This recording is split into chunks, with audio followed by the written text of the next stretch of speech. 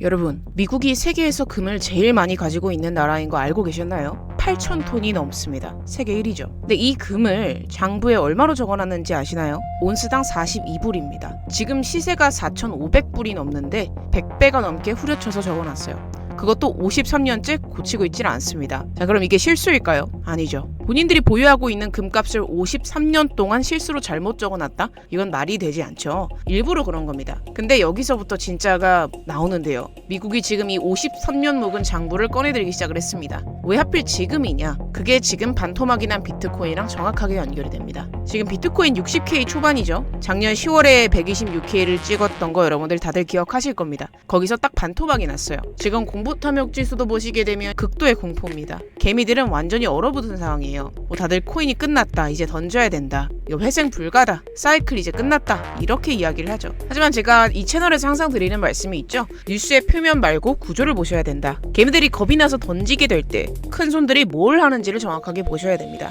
제가 지난 영상들에서도 계속 이 말씀을 드렸었잖아요. 공포가 극에 달했을 때 그때가 바로 기회가 된다. 그래서 오늘도 정확히 똑같은 구간이라고 생각을 하시면 되고요. 결론부터 바로 말씀을 드리도록 하겠습니다. 미국이라는 나라가 그동안 숨겨놨던 금을 돈으로 바꿔서 비트코인을 통째로 사들이려는 법을 지금 만들고 있어요. 그래서 저는 개인적으로 앞으로 다가올 3년의 사이클이 정말 기대가 되는 상황입니다. 그럼 제가 왜 그렇게 보고 있는지 근거를 딱 2개만 먼저 보여드리도록 할게요. 일단 첫 번째, 미국 금 장부가 42달러랑 실제 시세 4,500달러, 그 차이가 1조 달러가 넘어가요. 숫자만 살짝 고치게 되면 공짜로 1조 달러가 생기는 겁니다. 이걸 지금 하려고 하고 있는 거예요. 그리고 두 번째, 전 세계 중앙은행이 올해 1분기에만 244톤을 쓸어 담았어요. 달러를 버리고 실물 자산으로 갈아타고 있는 거예요. 큰 손들이 다 같은 방향을 보고 있다는 겁니다. 자, 그럼 누가 맞을까요? 반토막에 겁먹고 던지는 개미들이 맞을까요? 아니면 국가 단위로 실물 자산을 쓸어 담고 있는 큰 손들이 맞을까요? 저는 어느 정도 답이 정해져 있다고 생각을 합니다.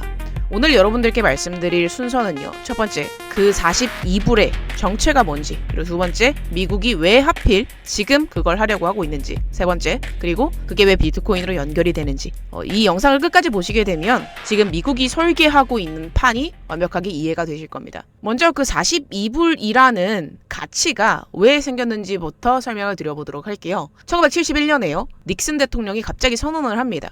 이제 달러를 가져와도 금으로 안 바꿔준다. 그렇게 금 본위제를 폐지를 해버린 거예요. 그때까지 달러는 금으로 바꿔줄게 라는 약속이었거든요. 근데 그 약속을 없애버린 것이다. 자, 그럼 달러가 휴지 조각이 됐어야 정상이잖아요. 그런데 달러는 망하지 않았습니다. 미국이 여기서 머리를 썼거든요. 1974년에 사우디랑 약속을 합니다. 전 세계 원유는 오직 달러로만 사고 팔아라. 원유 안 쓰는 나라 없죠. 그러니까 전 세계가 강제로 달러를 쟁일 수밖에 없게 만든 거예요. 이게 달러가 세계를 지배했던 원리였습니다. 근데 그것만으로는 여전히 부족했어요. 사람들이 여전히 금에 대한 가치를 높게 평가했거든요. 그래서 미국이 뭘 했느냐? 금 이제 그거 안 써. 쓸모없어. 지금부터 다들 달러만 보도록 하세요. 이렇게 심리전을 했어야만 했어요. 그래서 그 심리전으로 실행을 했던 게 바로 금의 가치를 42불로 묶어버린 겁니다. 그러니까 장부상의 금값을 1973년 가격으로 그냥 그대로 고정을 해놓고 53년을 그대로 뒀어요. 그러니까 금의 가치를 일부러 장부 안에서 지워버린 겁니다. 그걸 통해서 달러의 권위를 계속해서 지켜냈던 거죠. 달러 패권을 위한 일이었습니다. 근데 세월이 계속 흘렀고 금값이 미친 듯이 올라갔습니다. 42불짜리가 4,500불이 됐습니다. 장부상 가치랑 실제 가치가 100배 넘게 벌어진 거예요. 어떻게 보면 아주 기형적인 상태라고 볼 수가 있죠. 그래서 지금 미국 장부에는 이 금이 110억 달러짜리로 적혀 있어요. 실제로는 1조 달러가 넘습니다. 1조 달러. 자, 그럼 왜 하필 지금 과거에 묻어놨던 사실을 들춰내느냐.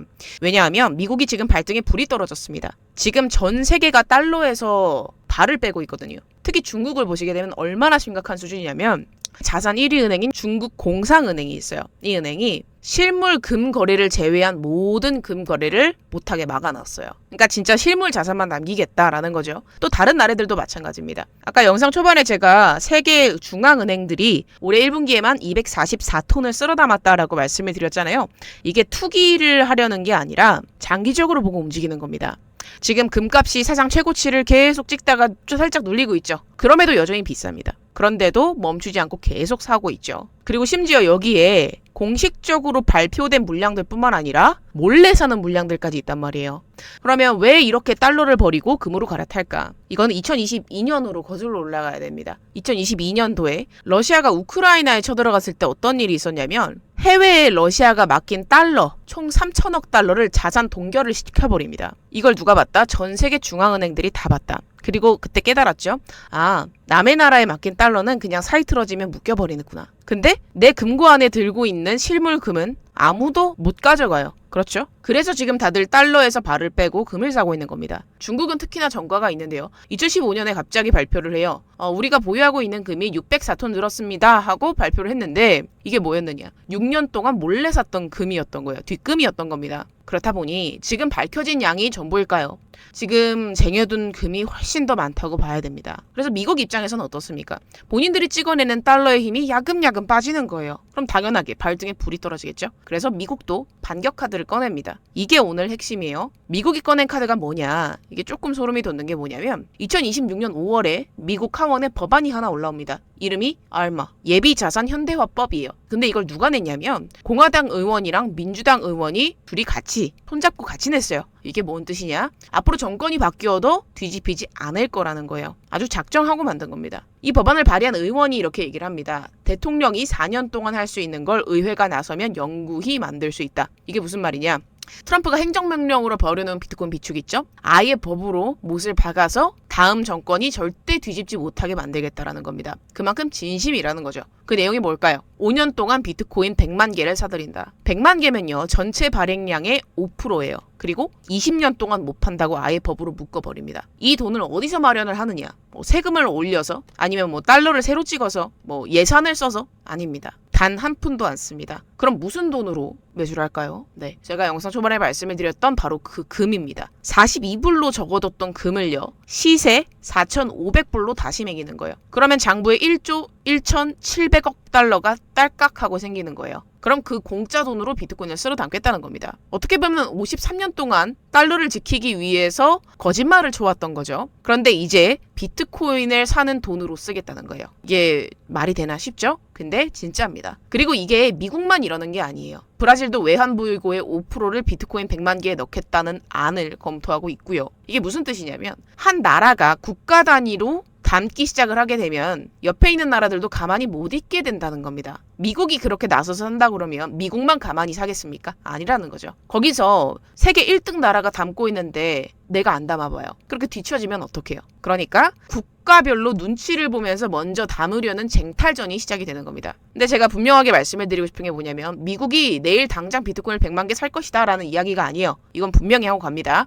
제가 말씀을 드리는 건 이 미국이라는 나라가 이러한 방향으로 움직이기 시작했다라는 겁니다. 그것도 국가 단위로. 자, 그럼 여기서 또 궁금하실 게 있을 것 같은데 미국이 왜 하필 금도 아니고 비트코인을 사느냐 생각해보세요. 미국은 이미 금을 세계에서 제일 많이 가지고 있어요. 그런데 금은 이미 중국이 쪽쪽 빨아들이고 있잖아요. 그래서 어떻게 보면은 미국 입장에서는 아무도 선점하지 않은 새로운 걸 잡아야겠죠. 이게 비트코인입니다. 비트코인은 공급량이 2,100만 개로 한정되어 있죠. 중국 정부가 와도 미국 재무부가 와도 비트코인을 한 개 더 만들려고 해도 만들지 못합니다. 그런데 금은 그래도 매년 땅에서 캐잖아요. 그런데 비트코인은 상한선이 아예 적혀 있어요. 그래서 이제 우리가 비트코인을 디지털 금이다 라고 부르잖아요. 근데 여기서 또 더한 게 뭐냐면 4년마다 새로 나오는 비트코인의 양이 절반씩 줄어듭니다. 그걸 우리가 반감기라고 하죠. 그리고 다음 반감기가 2028년이에요. 거기에다가 사람들이 지가 비밀번호 잃어버려서 못 찾는 코인만 300만 개, 400만 개 이렇게 돼요. 그러다 보니까 실제로 시장에서 살 수 있는 비트코인의 양은 갈수록 쪼그라들고 있는 겁니다. 자, 그럼 이렇게 물량이 마르는 판에 미국 같은 나라가 100만 개를 담겠다? 국가적 차원에서 이런 걸 쟁이기 시작을 하게 되면 시중에 남는 물량이 확 말라버릴 수밖에 없어요. 이걸 발의한 의원이 직접 이렇게 얘기를 합니다. 금은 금속 중의 왕이고 비트코인은 코인판 시총의 60%를 먹는 왕이다.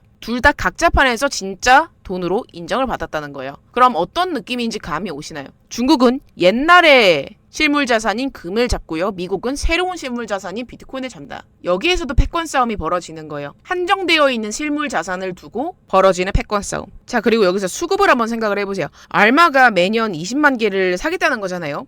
근데 지금 비트코인이 한 해에 새로 캐지고 있는 양이 20만 개가 안 됩니다. 이게 무슨 말이냐? 미국 한 나라에서 전 세계에서 새로 나오는 비트코인을 싹 다 쓸어 담고도 모질란다는 이야기예요. 그럼 여기에 다른 나라들까지 달려들게 되면 시장에는 비트코인을 살 물량 자체가 줄어들게 되겠죠. 그럼 가격은 어떻게 됩니까? 당연히 올라갈 수밖에 없겠죠. 자, 그럼 우리 개미들은 뭘 하고 있어요? 반토막 났다고 계속 힘들어하고만 있습니다. 또 공포탐욕 지수는 극단적 공포에 이르러 있는 상황이죠. 근데 그 시간에 미국이라는 나라는 비트코인 100만 개를 담을 법을 만들고 있다는 겁니다. 이게 얼마나 아이러니한 상황인지 아시나요, 여러분들? 근데 여러분, 공포탐욕이 이렇게 극단으로 내려간 자리가 역사적으로 어땠는지 기억나시나요? 지난 사이클의 바닥에서 이 지수가 10 이하로 내려간 적이 있었습니다. 극도의 공포였고 그 자리가 바닥이었습니다. 다들 무서워서 던질 때가 언제다? 오히려 바닥이었다라는 거. 그래서 공포가 극단으로 치닫을수록 그게 붕괴 신호가 아니라 바닥 신호일 때가 많다는 거죠. 미국은 이미 32만 개가 넘는 비트코인을 국가가 들고 있는 세계 1위 보유국이에요. 여기에서 100만 개를 더 담겠다는 거고요. 자, 국가가 20년 락을 걸어서 쟁여둔 물건을 개미가 반토막에 던진다. 그 물량을 누가 받겠어요? 큰 손들이 받겠죠. 나라가 받고요. 제가 항상 드리는 말씀이 있습니다. 개미의 마인드로 투자를 하면 안 된다. 고래의 마인드로 하셔야 돼요. 내가 사면 떨어지고 내가 팔면 오르고 왜 그럴까요? 딱 개미 패턴으로 움직이기 때문입니다. 남들 다 살 때 비싸서 못 사고 남들 다 팔 때 무서워서 같이 팔고, 근데 큰 손들은 정반대로 합니다. 남들 겁먹고 던질 때 조용하게 줍는 거예요. 지금이 딱 그 자리라는 겁니다. 그러니까 지금은 던질 때가 아니다. 지니어스 법도 이제 내년 1월이면 시작이 되고요. 클래리티 법도 올해 예정이고 여기에 알마까지 나왔어요. 이제 거대한 자본들이 움직이기 직전입니다. 그런데 이런 자리에서 개미들이 겁먹고 던지는 게 큰손 입장에서는 매직 기회인 거죠. 그래서 이러한 고래들의 의도, 세력들의 심리, 고래들이 어떻게 어디서 바닥을 만들었는지 매일 차트로 공유를 드리고 있고요. 이 노하우를 반드시 터득해 가시면 좋겠다라고 말씀을 드리겠고요. 관점방에서 고래들이 어떠한 의도를 가지고 어디서 바닥을 만드는지 확인해 보실 수 있습니다. 무료로 제공을 해드리고 있고요. 고정 댓글 링크 확인해 보시면 관점방 입장 가능하십니다. 라디오 이벤트 신청이라고 가볍게 생각해 주시면 되고요. 부담 없이 클릭하셔서 입장해 보시면 도움이 많이 될 거라고 생각하고 있습니다. 그냥 단순하게 들어오셔서 이런 게 있구나 하고 넘기지 마시고 한번 진짜 제대로 공부를 해보세요. 앞으로 여러분들의 투자 인생이 바뀔 겁니다. 그래서 오늘 영상을 정리를 하자면 지금은 낙담할 때가 아니라 구조를 이해하고 준비할 때입니다. 저는 우리 여러분들이 이 판이 어디로 흘러가고 있는지 정확히 보시고 같이 웃는 날을 맞았으면 좋겠습니다. 오늘도 끝까지 봐주셔서 감사합니다. 다음 영상에서 뵙도록 하겠습니다.